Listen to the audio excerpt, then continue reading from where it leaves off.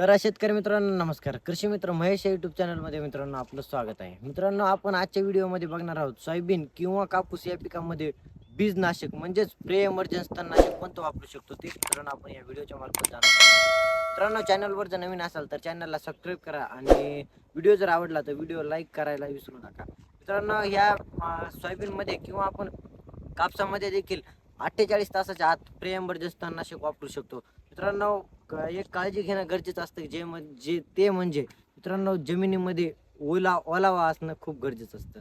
यामध्ये आपण तणनाशकाचा जो विचार केला म्हणजे बीजनाशकाचा जो विचार केला प्री एमर्जन्सी तणनाशकाचा विचार केला तर मित्रांनो आपण ह्यामध्ये पेंडामेथिलिन 38.5 या कंटेंटचं कोणत्याही नामांकित कंपनीचं आपण बीजनाशक घेऊ शकता.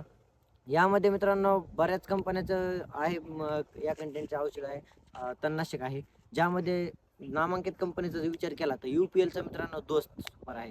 या अनेक वेगवेगळ्या भरपूर कंपन्याचं आहे. तुम्ही कोणत्याही नामांकित कंपनीचं घेऊ शकता. याचबरोबर मित्रांनो एक सांगायचं झालं तर जमिनीत ओलावा असेल तर ह्याचा रिझल्ट आपल्याला 100% दिसेल. कमीत कमी 25 ते 30 दिवस आपल्याला तण नियंत्रण झालेलं दिसेल.